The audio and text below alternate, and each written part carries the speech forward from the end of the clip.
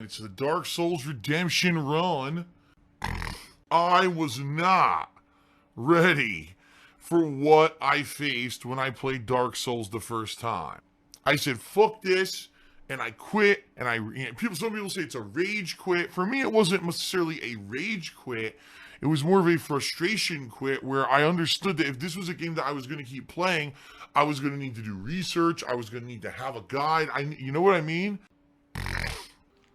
So, finally, in 2013, I said I will go back to Dark Souls under one condition. I want to do it live on stream, since I don't know how to play the game, and I got so fucking lost, I need help from people on the stream. And basically what happened in 2013 is I went back and I did do the second half of Dark Souls, but I would be very, very dishonest if I were to say that that was any kind of a legitimate run through the game. What ended up happening was basically people held my hand, explained to me exactly what to do, alright? A lot of the times I was completely carried. I summoned people and people were handing me these overpowered weapons to use in the game, which, by the way, it's funny because you can't do that shit anymore, right? You can't just, in the new Dark Souls games, you can't be summoned and just drop high-level loot on the floor, but back then that was part of the game. And, you know, everything I did in the game was unearned. So I've played every game now in the From Software library. And the one game that I never actually beat legitimately at this point is Dark Souls 1. So here's the premise of what I'm doing. As you see, I'm calling it Dark Souls The Redemption Run.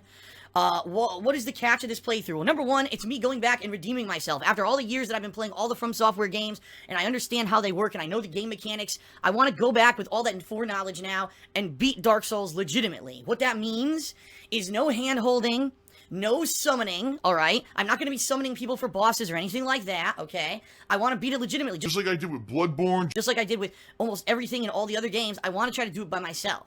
Now, if I come to the point where I'm just so destroyed and I can't get past the point, then maybe I would consider other options. But I have to give it an actual try, just like I've done with all the other games before I give up. You know what I mean? I'm not going to let myself be defeated like I did basically in that run. I just gave up and just let everyone do all the work for me. I don't want to do that, alright? Okay. In addition, people are asking questions. Phil, will Phil allow invasions in this playthrough? Well, here's the deal. I'm going to be very matter-of-fact here with everyone. I'm not against allowing invasions, but you know what happens when I'm especially going to play a game like this, and I'm playing it, you know, now, in 2017, you know exactly what's going to happen. There's going to be people who are probably going to time, oh man, I'm going to fucking play this game, and I'm going to purposely just keep invading Phil to piss him the fuck off, and, you know, it'll fuck up his playthrough, so I'm going to try to play it legit here.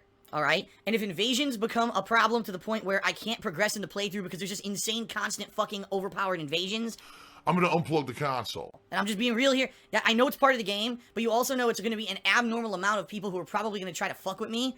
So as soon as it becomes, I'm willing to entertain it at the beginning, but as soon as it becomes a problem, I'm pulling the cord, because I wanna play the game legit and not have all this bullshit, alright? Now, in addition, okay, DLC. I know that there's a giant DLC for this game called Artorias of the Abyss or whatever. The bottom line is, no, I'm not going to do that.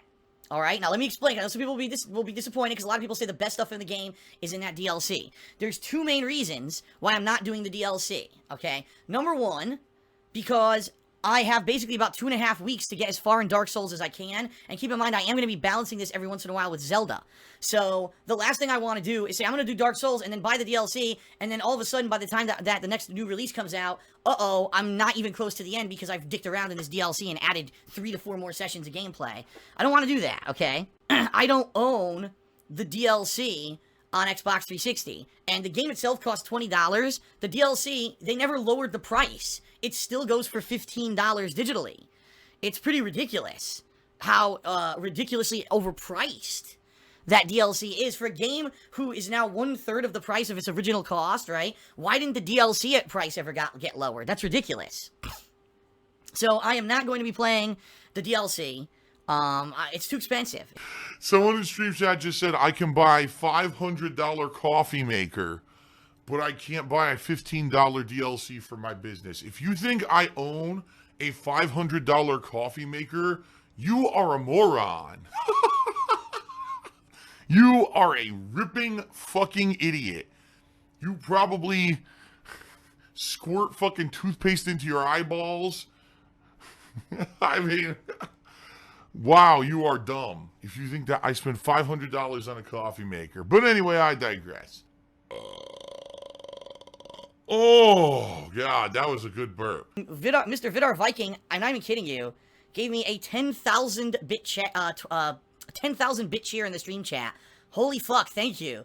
That is gonna help a lot right now with everything going on with my business and everything. That's the kind of excitement that I'm happy that I got people reinvigorated for something new. You know what I mean?